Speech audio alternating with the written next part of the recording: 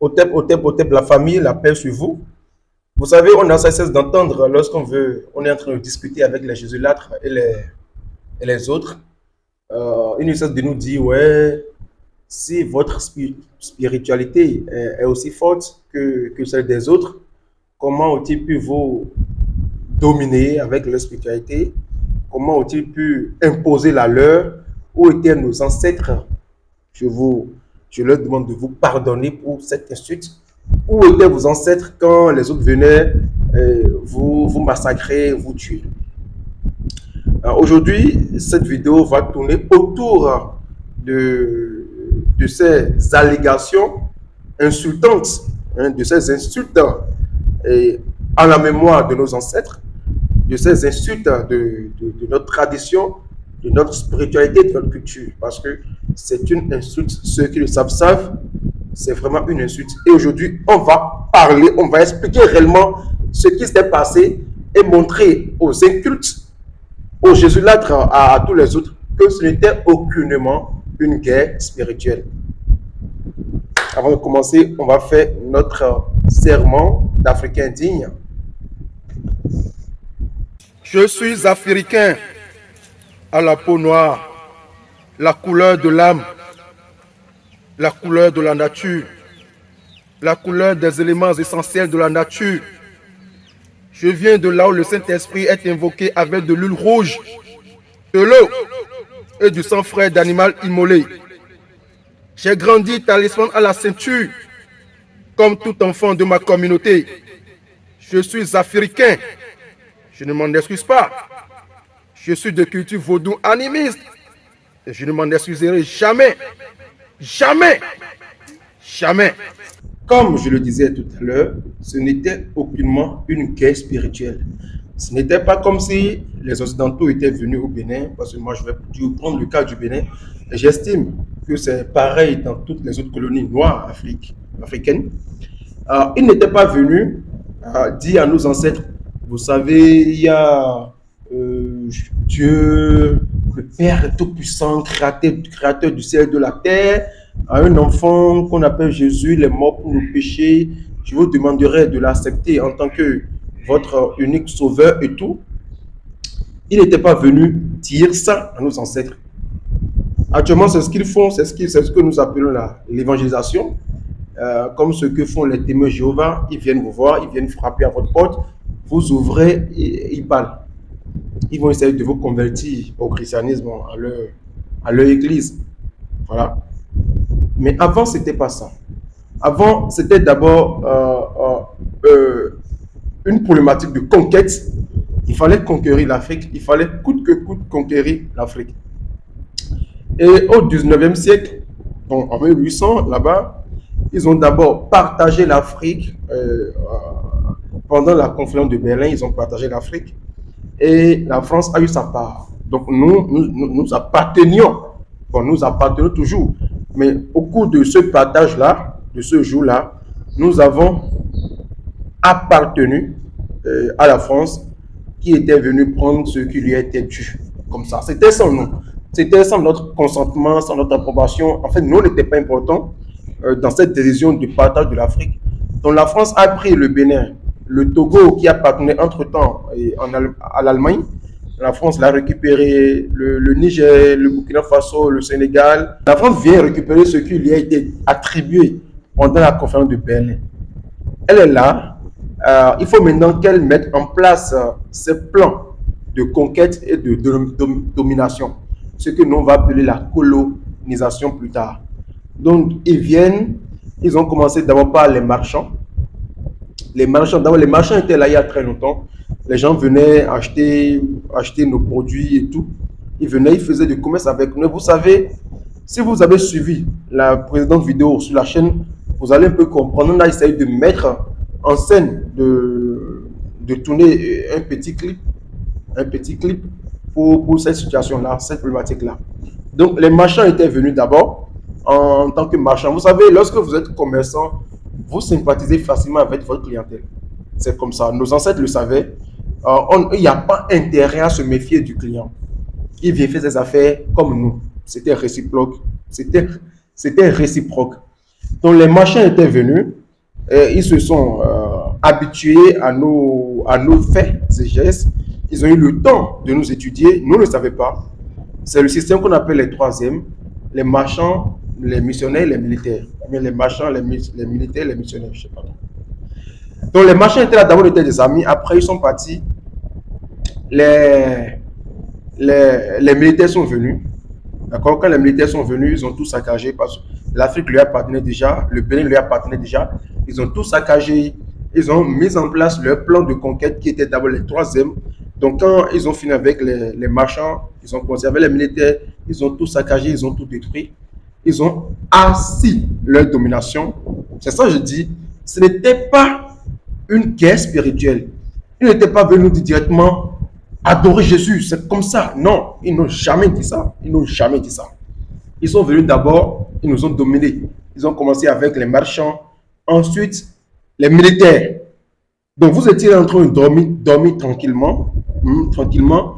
Pendant la nuit, on dit, les gens sont venus avec des fusils. Nous, on n'en avait pas. Ils sont venus avec des fusils et tout et tout. Ils ont quand même pas tiré sur tout le monde.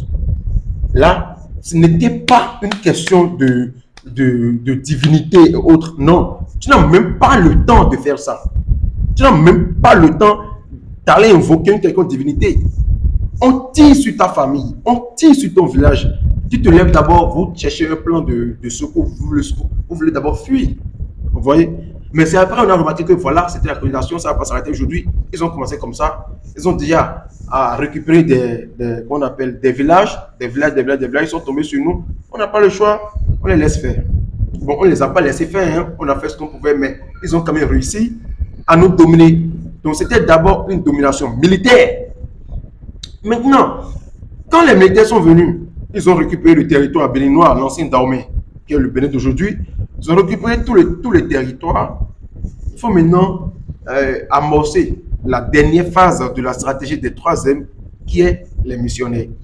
Les missionnaires, eux, ils font quoi? Ils vont amadouer, ils vont affaiblir psychologiquement, ils vont rendre doux le peuple. D'accord? Pour parler à toute révolte possible. Donc les missionnaires, ils viennent, ils commencent par dire, nous adorons. D'abord, vous savez, si vous êtes là, la plupart de ceux qui changent de religion en Afrique aujourd'hui, c'est-à-dire quand ils changent de religion, ils quittent soit le christianisme pour l'islam, l'un ou l'autre. Soit ils vont quitter une église pour une autre. D'accord? Ils vont quitter le catholicisme pour le protestantisme. Ils vont quitter soit les protestants pour aller dans les missions évangéliques. Voilà, ils font ça. La plupart de ceux qui font ça sont à la recherche de quelque chose. D'accord? Ils cherchent surtout un autre pouvoir, c'est-à-dire, ouais, là-bas, c'est mieux, là-bas, c'est plus fort, là-bas, c'est plus dense, là-bas, il y a beaucoup plus de miracles. Là-bas, il y a beaucoup plus de miracles. Donc, on dit, j'étais chrétien, ça n'allait pas. Donc, j'étais catholique, ça n'allait pas. Je priais Marie, je priais Jésus, je priais tout et tout, ça n'allait pas. Mais quand je suis parti à l'Union Renaissance, tout va bien. Pourquoi il est parti à l'Union Renaissance? C'est parce qu'entre-temps, il a vu des gens à l'Union Renaissance qui semblent, voilà, à qui la vie semble le plus marcher. Donc, on va là-bas pour voir si ça peut également marcher pour nous. Si ça marche là-bas, on dit que c'est le meilleur. Donc, dans le temps, c'était la même chose. Lorsque le colon a déjà colonisé, a déjà assis sa domination militaire, c'est plus facile pour lui maintenant d'amorcer la dernière phase qui est les missionnaires. Maintenant, ils vont venir vous dire, voilà, nous vous dominons, vous êtes nos esclaves, vous ne pouvez adorer une autre divinité que ce que nous adorons. C'est comme ça. Vous n'avez pas le choix, vous refusez, on vous abat. C'est comme ça qu'ils ont fait, ils ont abattu les gens. Ils ont détruit d'abord nos terres, ils ont détruit nos récoltes, ils ont fait tout ça. Donc ils ont affamé le peuple. Lorsque le peuple a faim maintenant, il se soumet. Lorsque vous avez faim, vous vous soumettez. Dieu ne descend pas pour donner à manger à quelqu'un. Dieu ne descend pas pour donner à manger à quelqu'un. Donc du coup, lorsque vous avez faim, vous vous soumettez d'abord. La faim, elle est matérielle, elle est physique. Comme ça, il n'y a pas... Non, il n'y a pas. Elle est physique. Donc, ils avaient faim. Les ancêtres avaient faim. On les a dominés spirituellement. Ils avaient faim. Ils étaient là. On vient leur dire maintenant, toi, Abla, et toi, dessous, vous acceptez de nous suivre parce que vous êtes nos esclaves. Hein? Et encore, si vous acceptez de nous suivre, on vous donne de la nourriture gratuitement, comme ça. On vous laisse le droit d'aller cultiver vos champs, même si vous devez nous renvoyer 90% des récoltes, mais on vous laisse quand même le choix d'aller, la liberté d'aller cultiver vos champs. Comme ça, ils ont commencé par ce. Quand ça a commencé, d'abord, les premiers qui ont refusé sont morts. On les a tués, on a coupé des mains. D'abord, d'accord, on a décapité des gens, on a coupé des mains, on a castré des gens au nom de ce même christianisme. C'était les catholiques dans le temps. Vous voyez? Donc, du coup, les ancêtres ont commencé par accepter. Certains ont dit que c'était sûrement pour un temps, les colons vont repartir et nous laisser tranquilles. Mais vous savez, la mémoire, elle est héréditaire. La peur que tu vis, toi en tant que parent, tu peux la transmettre à ta progéniture. Donc, ainsi de suite, d'abord, eux, ils avaient accepté dans le but de survivre. Parce qu'ils savaient que ce que le colon racontait, c'était que dalle, c'était rien. Ça ne voulait rien dire. D'accord? Mais ils ont quand même accepté de suivre, histoire de survivre, de manger et de nourrir la progéniture, de nourrir la femme et les enfants. Après, ça a continué pendant combien de temps? Pendant des centaines d'années. Aujourd'hui, on est en 2023 et ça continue. Les gens commencent pas à dire aujourd'hui que ouais, Jésus, il est mieux que notre patrimoine spirituel, notre courant spirituel, notre spiritualité, que le christianisme est mieux ou bien que l'islam est mieux. Lorsqu'on vous demandez, vous dites à quelqu'un, je dis que ces religions ont été imposées, ils vont vous dire non, que moi j'ai choisi d'aller à l'église. J'ai choisi d'aller à l'église, mais c'est faux. Pendant longtemps, on nous a fait croire qu'on a le choix que d'aller à l'une ou l'autre des deux. D'accord? Mais on ne nous a jamais dit que la nôtre est également mieux, est meilleure, bien également acceptable. On nous a toujours dit que la nôtre, elle est mauvaise, elle est diabolique, elle est hideuse, il faut la rejeter. Et on a continué à faire ça jusqu'à aujourd'hui. Donc, à tous ceux qui vont venir nous dire après, oui, vos ancêtres étaient où quand on les abattait? Je vous dis, les Juifs, ils ont subi l'Holocauste. Où était Jésus? Où était Jésus quand les Juifs subissaient l'Holocauste? Simple exemple. Simple exemple. Où était Jésus quand les Juifs subissaient l'Holocauste? C'est aussi une question. D'accord? Donc, voilà, chers animistes, chers adeptes de la spiritualité africaine, lorsqu'ils reviendront voir encore que nos ancêtres étaient faibles, dites-leur que c'était tout sauf une guerre spirituelle. Si c'était une guerre spirituelle, on sait qui va gagner. Au Bénin, on vous connaît. On sait ce que vous faites en journée. On sait là où vous rendez quand ça chauffe sur vous. On vous connaît. Si ça va continuer comme ça, désormais, on va commencer par vous afficher. Vous qui venez chercher des solutions dans nos couvents et qui en journée vont nous insulter.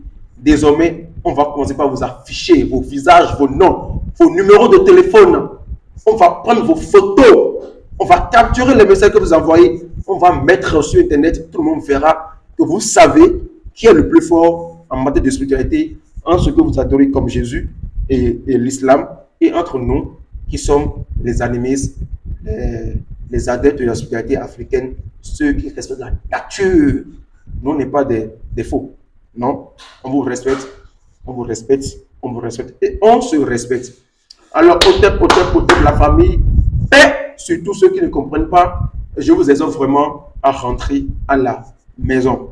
C'était moi, sinon, nous gérons avec mon équipe cette chaîne, l'Africain, et nous œuvrons pour le retour à la source des fils et filles d'Afrique. Voilà, les filles et fils d'Afrique noire. D'Afrique noire. Merci.